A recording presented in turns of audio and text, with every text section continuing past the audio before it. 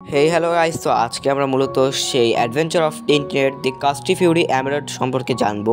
তো চলো বেশি দেরি না করে খুব সংক্ষেপেই মূলত আজকের এই এপিসোডটা জেনে আসি। আর এটা হলো পার্ট 1।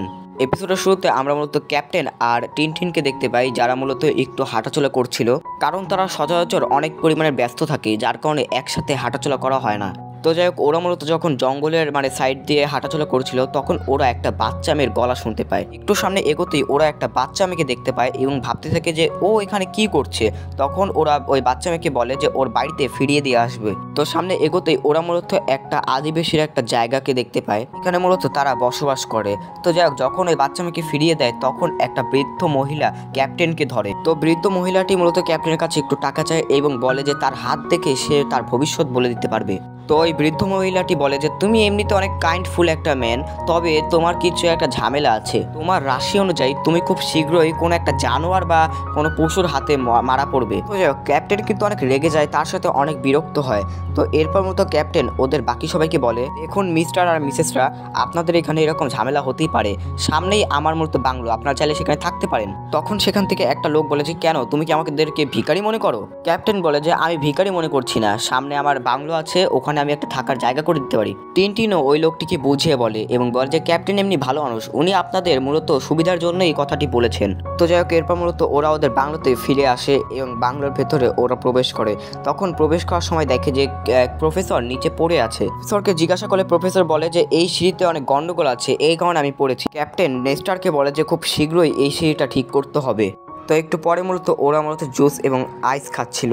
তখন মূলত ক্যাপ্টেন মনে করে যে আচ্ছা আজকে কী বার। টিনটিনের মুখ থেকে শুনতে পান যে আজকে হলো রবিবার এবং টিনটিন মূলত বলে একটা টেলিগ্রাম এসেছে। টেলিগ্রামে লেখা আছে যে মূলত মিস সিনিয়রা মূলত আমাদের এই বাংলোতে আসবেন, কিছুদিন আর কি থাকবেন, তার সাথে অনেক ঝামেলা আছে। ক্যাপ্টেন প্রচণ্ড পরিমাণে বিরক্ত হন এবং তার চাকর নেস্টারকে বলে যে মিস সিনিয়রা আসলে যেন বলা হয় যে আমি বাংলোতে নেই, আমি এক জায়গায় খুব ইম্পর্টেন্ট কাজে গেছি। ক্যাপ্টেন বাংলো থেকে চলে যাওয়ার জন্য অনেক তাড়াহুড়ো করে, যার কারণে সে সিঁড়ির কারণে তার পাটি একদম ভেঙে যায়। খানিকক্ষণ পর ডাক্তার আসে এবং বলে আপনাকে প্রায় 1 সপ্তাহেরও বেশি ওয়েট করতে হবে এবং 1 সপ্তাহ আগে কোনোভাবে পাটিকে লড়াচড়া করা যাবে না। তো এটার ফলে ক্যাপ্টেন আর বাংলো থেকে পালিয়ে যেতে পারলো না। ক্যাপ্টেন যখন এসব বিষয় নিয়ে ভাবছিল, তখন মিস সিনিয়রা সেখানে চলে আসে এবং জিজ্ঞাসা করে ক্যাপ্টেন কেমন আছে। তখন দেখে যে ক্যাপ্টেনের পায়ে ব্যান্ডেজ লাগানো। ক্যাপ্টেন বলে যে সে পড়ে গেছে এই কারণে। সিনিয়রা তার অ্যাসিস্ট্যান্ট এবং তার সাথে আনা একজন পিয়ানিস্টকে পরিচয় করিয়ে দেয়। তো তখন টিনটিন প্রফেসরকে ভেতরে নিয়ে আসে এবং বলে যে প্রফেসর আপনার বড় একজন ফ্যান, সে আপনার প্রায় অনেকগুলো গানই শুনেছে। তো যাই হোক, তখন সিনিয়ররা বলে যে ক্যাপ্টেনের জন্য আমার একটা গিফট আছে এবং এটা আমি স্বয়ং স্পেন থেকে এনেছি। তো এরপর সেই গিফটের যখন কাপড় তোলা হয়, তখন দেখা যায় এটা একটা পাখি। ক্যাপ্টেন দেখা যায় সে অনেক খুশি, কিন্তু মনে মনে সে আসলে খুবই বিরক্ত। তো যাই হোক, তখন মিস সিনিয়রা টিনটিনকে একটা ম্যাগাজিন গিফট করে, অবশ্য এটা তারই ম্যাগাজিন, এবং টিনটিনও বলে যে আমি খুবই খুশি হয়েছি আপনার এই গিফট পেয়ে। তো যাই হোক, তখন মিস সিনিয়রা তার অ্যাসিস্ট্যান্টকে বলে একটা বাক্স নিয়ে আসতে।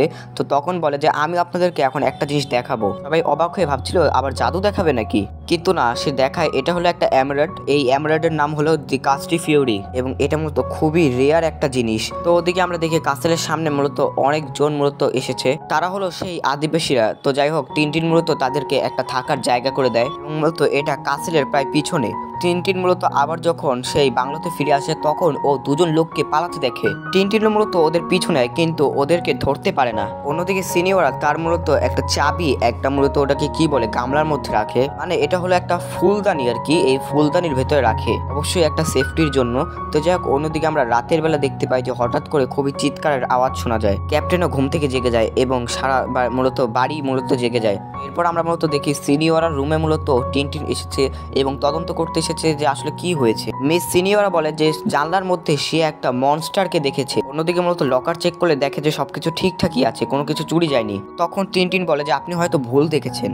তো পরের দিন সকালের টিনটিন একটু ভাবতে থাকে যে আচ্ছা ওই দুজন লোকও বা কে ছিল। টিনটিন তখন ভাবতে থাকে যে আচ্ছা এই ঝোপঝাড় দিয়ে তো উপরে ওঠা তো সম্ভবই না, কিন্তু ও মাটিতে জুতোর ছাপ দেখতে পায়। এরপর টিনটিন ক্যাপ্টেনের সাথে দেখা করতে আসে এবং বলে যে ক্যাপ্টেন আপনার পায়ের অবস্থা এখন কেমন?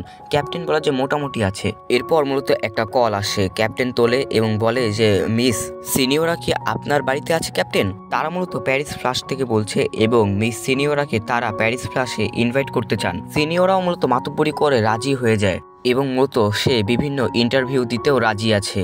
তো যাই এরপর মতো সিনিয়ররা তার মতো গলার প্র্যাকটিস করে এবং আমরা দুজন লোককে দেখতে পাই যাদের উদ্দেশ্য আমাদের ভালো মনে হয় না। অন্যদিকে ক্যাপ্টেন হুইল চেয়ার দিয়ে মূলত আসে হলো প্রফেসরের কাছে। প্রফেসর এখানে মূলত ফুলের বাগান করছে। ক্যাপ্টেন প্রফেসরকে দেখে বলে যে আরে প্রফেসর কি খবর বলুন, এবং আপনি কি এখানে মূলত গোলাপ ফুলের চাষ করতে চান? প্রফেসর বলে যে আমি এই গোলাপ চাষ করে মিস সিনিয়রাকে গিফট হিসেবে দেবো। যাক, যখন ওরা কথা বলছে তখন মিস সিনিয়রা মূলত দুজন লোককে নিয়ে আসে এবং বলে যে এনারা মূলত প্যারিস ফ্লাশ থেকে এসেছে, এবং মূলত মিস সিনিয়রা ক্যাপ্টেনকে দিয়ে জোর করে কিছু ছবি তুলে নেয়। ওখান থেকে একজন ফটোগ্রাফার বলে যে চিন্তা করবেন না, আপনারা যাতে সবার উপরে থাকেন এই জন্য আমরা প্যারিস ফ্লাশে আপনাদের নামে সুপারিশ করব। এরপর মিস সিনিয়রা এবং ক্যাপ্টেন মূলত সেখান থেকে চলে যায়। তখন ওই দুজন মূলত এবার প্রফেসরের কাছে কথা বলতে আসে এবং প্রফেসরকে তারা একটা কার্ড দেয় এবং বলে প্রফেসর আপনি যদি মিস সিনিয়রা সম্পর্কে আরো কিছু জানেন তাহলে আমাদেরকে কিন্তু জানাবেন অবশ্যই। তার সাথে ওই দুজন মূলত প্রফেসরের কাছে বিভিন্ন এলবেল ধরনের প্রশ্ন করতে থাকে। এরপর সিন শিফট হয় এবং আমরা দেখতে পাই যে ক্যাপ্টেনের চাকর নেস্টার একটা ম্যাগাজিন এবং একটা চিঠি নিয়ে আসে। টিনটিন মূলত একটা খবরের হেডলাইন পড়ে বলে যে আপনার আর সিনিয়র নাকি বিয়ে হতে চলেছে বা আপনাদের মধ্যে কোনো সম্পর্ক রয়েছে, এটাই মূলত এখন লোক জানাজানি হচ্ছে। ক্যাপ্টেন তো এখন পরে মহা একটা ফাপড়ে। তো যাই হোক, একটু পরে মূলত সিনিয়ররা সেখানে আসে এবং বলে যে ক্যাপ্টেন আমি একটা কথা আপনাকে বলতে ভুলে গেছি যে আজকে রাতে মূলত সাংবাদিকরা আসবে মিস সিনিয়র সম্পর্কে মূলত বিভিন্ন ডকুমেন্টারি বানাতে। যাই হোক, রাতের বেলা টিনটিনের আশপাশটা ভালো করে ঘুরে দেখছিল এবং দেখছিল যে কিভাবে কি তৈরি হচ্ছে। টিনটিনের কাছে দুজনকে খটকা লাগে, তবুও সে সেটাকে পাত্তা দেয় না। তো যাই হোক, এরপর মতো সেট রেডি করা হয় এবং সাংবাদিক বলে যে দর্শক এখন আমরা আছি মিস সিনিয়রার সামনে, এবং সেই রিপোর্টার মিস সিনিয়রাকে গান গাওয়ার জন্য একটু রিকোয়েস্ট করতে থাকে এবং আমরা দেখতে পাই যে সেই ফটোগ্রাফারটাও এসেছে এবং ক্যাপ্টেনও ভয়ে আছে কারণ ক্যাপ্টেন সিনিয়রার গান একদম পছন্দ করে না। তো যাই হোক, সিনিয়র গান গাওয়ার শেষে মূলত আমরা দেখতে পাই যে তার মূলত অ্যাসিস্ট্যান্ট দৌড়ে তার কাছে ছুটে আসে এবং বলে যে তার সেই গয়নার বাক্স খুঁজে পাওয়া যাচ্ছে না। এটা শুনে দুজনেই অজ্ঞান হয়ে যায়। তো এরপর আমরা ওই দুজনকে দেখতে পাই যারা গাড়িতে, এবং বলে যে ভালোই চমক দিয়েছি। পর প্রডিউসার বলে যে এখন কি হবে।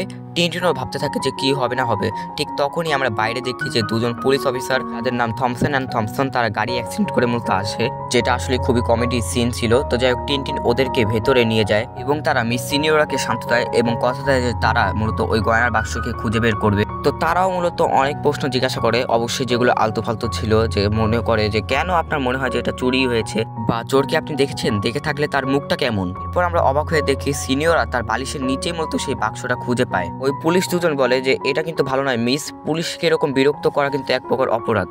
তো এর পরের দিন মূলত খবরের পত্রিকায় মূলত সিনিয়ররা বলে যে তার মুখটা খুবই বাজে একটা ছবি দিয়েছে এই খবরের পত্রিকায়, এবং ক্যাপ্টেনকে বলে যে যেই নিউজ পেপার কোম্পানি এটা ছাপিয়েছে তাদের নামে রিপোর্ট করতে।